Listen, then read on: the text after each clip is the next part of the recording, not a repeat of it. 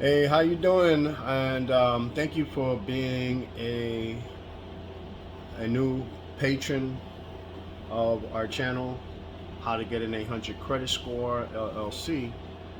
So I just want to welcome you as a patron, and I just wanted to make this video right here because, as promised, uh, being that you're a patron, you'll be getting content and videos that even our YouTube subscribers will never be able to see.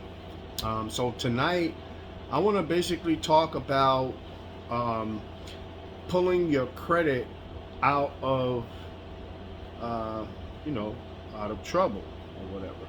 And this is a video applying to people who had great credit, maybe excellent credit.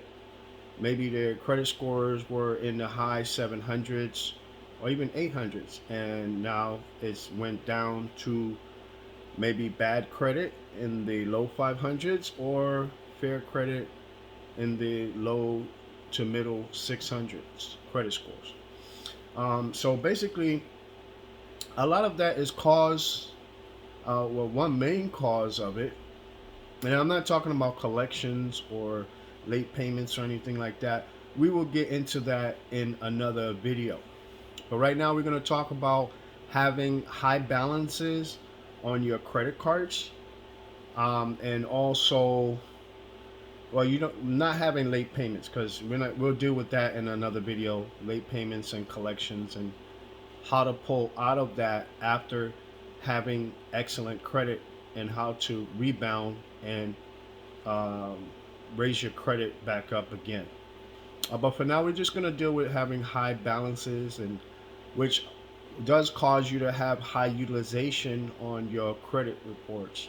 As you can see, yeah, got a lot of gray hair on my face. If you've been watching my recent videos, this is all black and well, trimmed and neat and everything. But I've been on a 1 week vacation from my job. As most of you know, I work full time. Besides making YouTube videos, which I haven't been making any in a long time. Uh, I've been communicating a lot though with our fans in the Facebook groups and our Facebook pages, stimulus check update, and how to get an 800 credit score LC on Facebook. But back to the topic here. So let's just say you have high balances on your credit card. Say you got maybe 9 or 10 credit cards with high balances. Okay, and before, those credit cards had very low utilization, between 0 and 10% utilization. And now, say circumstances have happened, say, this coronavirus pandemic, for example, your hours on your job was cut, and or maybe you made a big purchase, such as a house or a vehicle, and it took a lot out of your reserves and your bank account, savings, whatever, checking account, and you had to rely on your credit cards for a few months. And that's how you ended up with these high balances. Well, um, a lot of people, like you, probably have been researching on YouTube and found different remedies for paying off your debts. Um, well, I'll talk about two of them, actually three of them, three methods of debt repayment, and also I will talk about maybe another option. You know, so I'll give you five options instead of what most creators on YouTube like to give you two or three methods. I'm going to give you five methods tonight. So the first three methods you probably heard about before, but I will mention them to you in case for those of you who are patrons who haven't heard of them before, is the snowball method. Now, the snowball method of paying off debts is pretty good because it builds up your psyche, your psychological confidence. And when you build up your psychological confidence, it brings you more motivation. When you get more motivation, you're able to complete tasks more efficiently and more in a timely manner. In other words, you're able to get things done, and it makes you feel better to accomplish things. Um, the second method I'm going to talk about is going to be the Avalanche Method. Now, the Avalanche Method is works just like an avalanche. Like the snowball acts like a snowball. The avalanche works like an avalanche. And what the Avalanche Method is you deciding to pay off the credit cards balances that you have owe that have the highest interest rates first. So, for example, if you have, like I said, 9 or 10 credit cards, let's just say you have 10 credit cards with high balances, just to keep it simple, right? And for numbers' sake, and you have one credit card that has 36% APR. And if you don't know how to calculate APR as it pertains to your monthly payments, I will talk about that in another video also as well. I just don't want to make this video too long, because if you've been watching my videos on our YouTube channel, How to Get an 800 Credit Score LLC, and I suggest, if you haven't already, please go ahead and subscribe to that channel, and binge watch our videos because they're very good. I have a section there on the channel that's devoted completely to credit, building credit, and increasing your credit score. Although I do have other section there pertaining to stimulus check updates and the coronavirus pandemic also as well. Um, and we talk about real estate and other things also.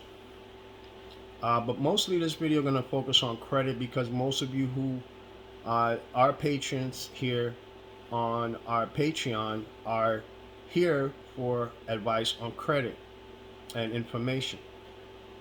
So back to the topic, the Avalanche Method is where you pay off your credit cards that have the highest interest rate first, and then you go to the next highest interest rate, and the next, and so on until all your credit cards are paid off.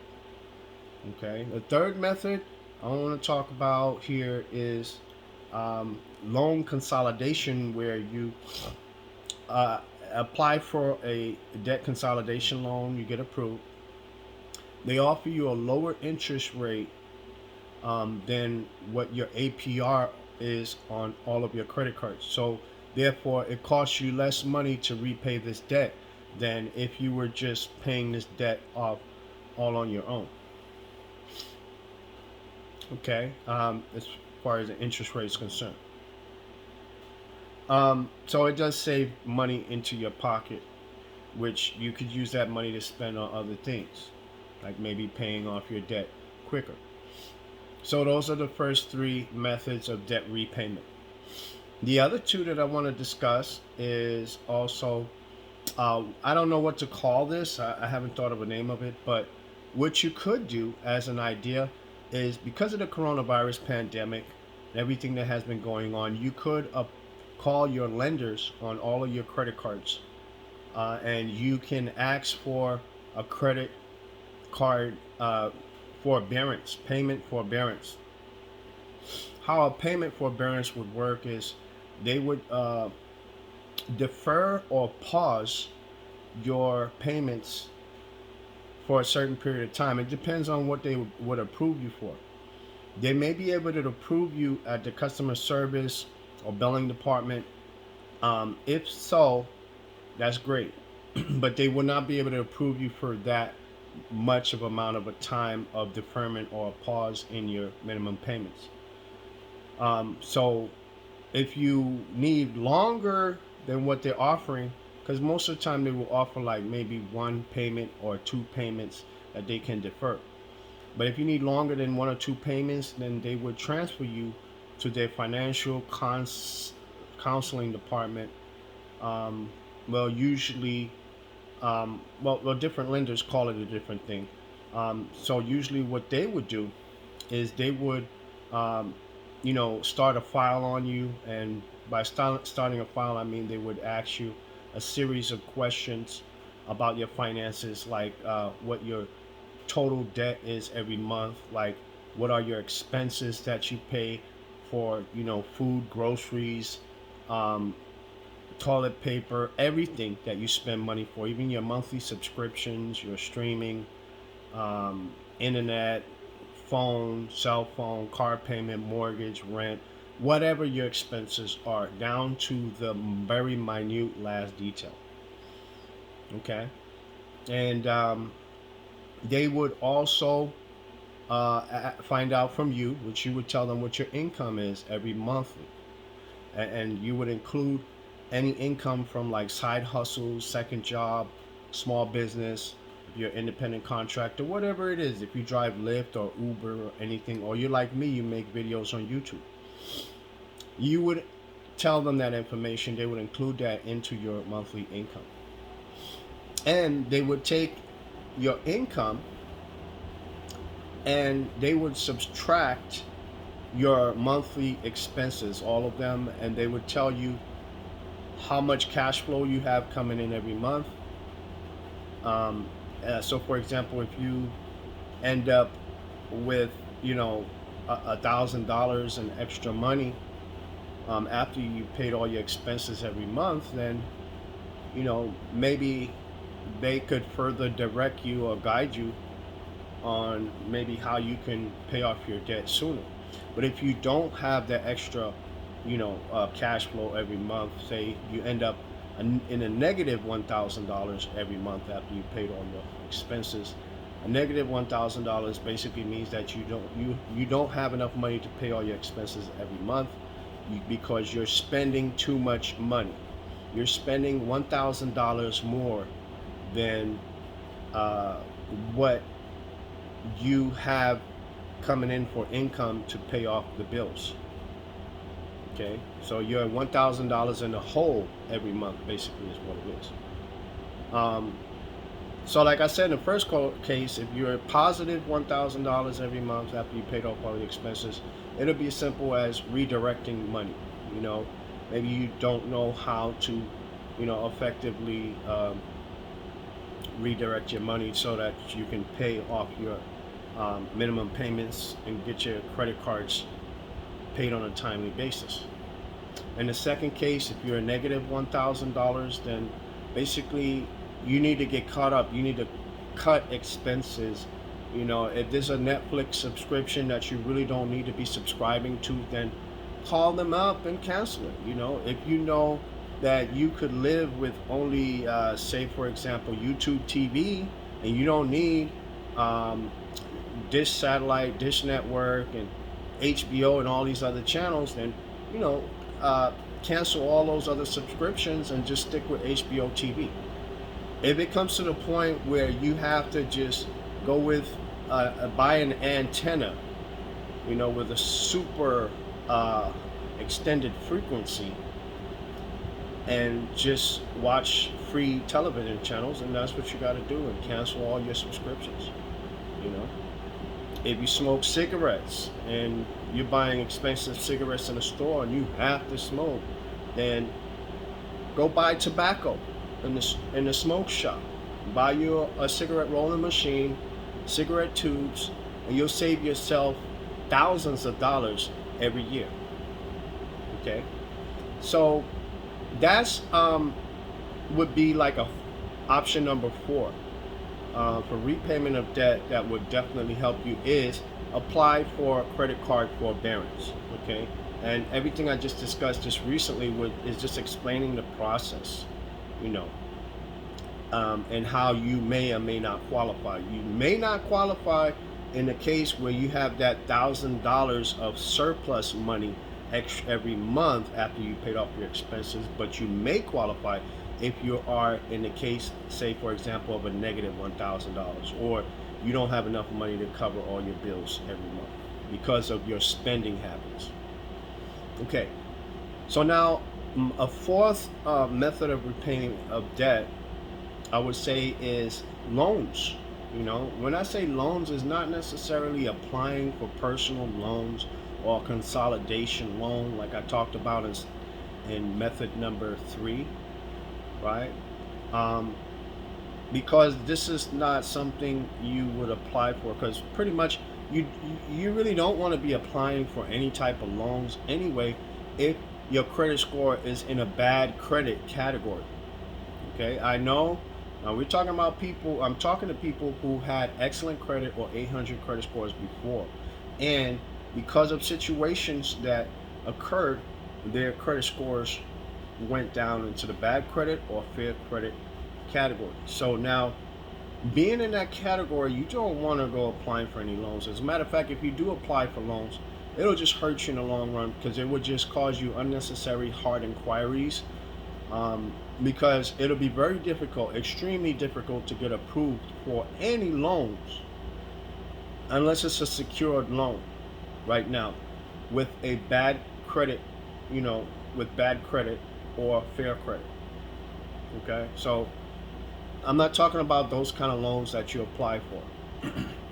What I'm talking about is loans coming from your credit cards. So basically, what you can do is you can pay off a credit card, or you can pay, say, as much money as you can on a credit card.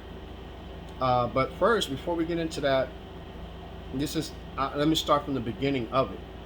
Right? What you would do is you firstly want to go into all of your credit card apps, and normally every credit card you have has an app for it, unless you are, say, with a bank called like First Progress or something like that. I don't believe they have any app, right? But if you're not with First Progress, I mean, even if you're with the Pedal Card or First Premier Bank or whatever kind of credit card, they have an app for it. Discover has an app. You know, Citibank has an app. All of these credit cards have their own app. So you want to go into the app, log in, and then you want to go to the section where it says view statements. You want to, all you need is, you're just going to need one statement, one credit card statement. So you're going to open up the statement, and you're also going to need a pen and paper for this, preferably a small notebook and a pen. Okay, then you're going to look at your statement, credit card statement. You're going to basically on your little notebook with your pen, you're going to write, you know, basically columns at the top. The titles, column titles. Your first column title on the left is going to be, you know, credit card, right? Or credit card name, or name of credit card, whatever. You can put CC to make it simple, right? Second column, statement closing date, right? Third column, statement, yeah, okay, that's it, statement closing date, right? And then what you want to do is, yeah, that's it. That's all the columns you need, is 3 columns. So, for example, say you have a Discover card, right? Discover it, okay, which gives 5% cash back in certain categories. You want to write Discover on the credit card column, right? Credit card name. And then you want to look on your statement for Discover, and all you need is one statement. Could be any statement, but preferably it should be the most recent statement, okay? Then you want to look at the interest rate, right? You might want to scroll through a few pages of that credit card statement, and then it'll show you the interest rate. So if you're on a mobile phone, yeah, you're gonna have a few pages to scroll through. All right, and you write it. You know, you can write it down or create a column, say APR, right? Column, and that you can use that information if you're doing the Avalanche method of debt repayment. But since we're not talking about that right now, we're just dealing with 3 columns instead of 4. So what you want to look for on this on your Discover statement is your statement closing date, or the date that they wrote the statement. You want to write that down in the column that says statement closing date. Okay, pretty simple. And so you want to do that for each one of your credit cards, right? Using, you know, this system. And then what you want to do, you want to write down another column that says statement start date, right? Statement start date. So statement start date is basically another name for the beginning of the billing cycle. Okay, in other words, but I say statement start date because it keeps it very simple. Because a lot of people, when you say billing cycle, they get lost and they're like, What do you mean billing cycle? You know, they have to do a whole bunch of calculations. Some credit cards are 28 days, some is, you know, et cetera, different day. It's too complicated for many people. So I use the term statement start date. And the statement start date is usually the next day after the statement closing date. So say, for example, today is August 28th, right? Say today was the statement closing date on your Discover card. Then that means tomorrow will be the statement start date of the first day of the billing cycle. Now, what you would do, you would write that down, okay? Statement start date, August 29th. Statement closing date, August 28th. Name of credit card, Discover. Okay, there you go. Now, what you want to do is, first of all, you want to write down all your credit cards on that list, right? Just list them, all 10 of your credit cards. Boom, boom, boom, boom, boom. After Discover, write Discover in there. City Double Cash, American Express, Everyday Preferred, Blue Cash Preferred, Platinum Card, whatever. And just keep banging out down the list, all right? Until you wrote down all of your credit cards on this list. Okay, if you have 10 credit cards, fine. You don't have to have 10 credit cards to do this. You can do this with 2 credit cards, you can do this with 3, 4, 20, 50, however many balances you have that you need to repay. Okay. Now, what you're going to do is, first and foremost, you're going to, if you don't have any available credit on any of your credit cards, then don't worry, okay? But the first thing you want to do is make sure all your minimum payments are taken care of, right? Are paid, right? So say you got a $30 minimum payment on your American Express Preferred, pay it. Discover, $30, pay it. You know, so you got 20 on your First Premier card, pay it. You know, City Double Cash, you know, pay it. Just boom, boom, boom, go down the list and pay all your minimum payments. Then the next thing you want to do, when your minimum payments are paid, you want to go ahead and now, since you have your list of your statement closing dates and your statement start dates for all of your credit cards, now you want to look at which credit card start date is closer to today, which is August 28th. So say you have some credit card, like you have City Double Cash, start date is on the 10th of the month. Say American Express Preferred is on the 15th, and then you say your pedal card's on the 20th. Right? What you want to do is you're looking for the one that's closest to the 28th. Okay, as possible. So say your American Express Gold card. The start date, the statement start date is the 28th, right? Now, what you want to do is you want to put, say, at least $100 on that as a payment. Now, remember, you already made minimum payments on all your credit cards, so your payments are not late or overdue or anything like that. Okay, so that's just out of the way. But now you're going to put some money on that. You put some money on it, and then you can spend it, right? If that's what you're doing. If that's what you need to do. Now you can use that credit card. The reason why you're going to use that credit card, because the start date is the 28th, right? Say the statement closing date was the 27th. Since the start date is the 28th, then that would give you almost 56 days, almost 60 days before your minimum payment is due. So this is, you know, the fifth method and of debt repayment, and I believe it's a good method because it gives you more time to pay your credit cards, right? Almost 60 days.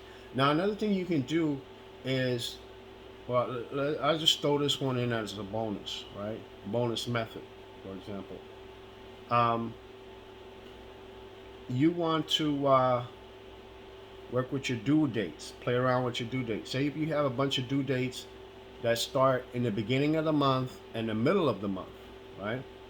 Or maybe you have due dates that that are in the third week of the month. And what you can do is you can call up your lenders on the phone and ask them to change the due dates to the last week of the month. So what that would do is you're still spending the same amount of money, right, on these minimum payments, but the only difference is you're going to give yourself more time to gather the money together and pay them, right? And it actually gives you some extra time to pay them. So this is kind of sort of like they're loaning you some extra time, anywhere from, you know, from 3 weeks down to 1 week, of time, to get caught up and pay, these debts or balances, minimum payments, or what have you. So anyway, the method that I talked about before this one, arranging the due dates, that one pretty much, it kind of it applies to like credit cards you have that offer cash back or points, whichever one is more important to you, that you've been using and you want to continue using. If you're more of a cash back type of person, and say you have a credit card that offers 5% cash back, like the Discover It, and at the end of the year they're going to give you another 5% cash back and basically match what you made. So basically you're looking forward to 10% by the end of the year in cash back. Then, if the card is maxed out, and like I said, you already made the minimum payments, right? But now you want to take some money, at least $100, and pay on that card. So that way, that'll give you some time to use that up, right? So what you would do is you're using that card, say that has the statement start date of August 29th tomorrow. You start using it because, that'll give you almost 60 days from tomorrow before your minimum payment on that is due. Then say you have another credit card, say City Double Cash, and that one, the statement start date is on September 1st. Now what you want to do is when September 1st gets here, you want to stop using that Discover card and use the card, say the pedal card starts on the 1st, then now you start using the pedal card. Okay, so you pretty much get the concept. And then if you have another credit card that starts, say, that comes up again on the 3rd, when the September 3rd gets here, you start using that credit card. So either way, it'll give you 60 days, out from the time you start using, your cards to pay back, which is kind of like a loan, right? And then when you're taking the due dates and you're pushing them back to the end of the month, that's kind of like giving you another loan. Now, your lender, just so that you know this, your lender is not going to move the due date up forward on the calendar if your minimum payment due date is, say, the 28th or something like that. Why? Because the month of February has 28 days. And not only that, if they push it forward, that may put you in a totally different billing cycle, right? Another thing is they may not push the due date forward. Also, say if you're in the middle of a billing cycle, or you're in a billing cycle right now with that card, and say it's, the billing cycle doesn't end till the 27th, right? Because today's the 28th, right? Then they cannot change the due date in September. They will not change September's minimum payment due date. But what they will change a month after that, which is August. They can push that due date forward. So that's a few tips that I have for you. I know I talked for like 30 minutes, but I hope you really appreciate the information and knowledge I had to share with you. And, from all of us here at the How to Get an 800 Credit Score LLC family, I hope you stay safe, you be blessed. And don't forget to subscribe to our YouTube channel, How to Get an 800 Credit Score LLC. And share our videos on YouTube. You know, even share, you know, talk about our Patreon. And remember, no one on our YouTube channel is going to get this video anyway, so consider yourself lucky. So with that, I'm signing out, and I'll see you in the next video. Bye for now. Peace.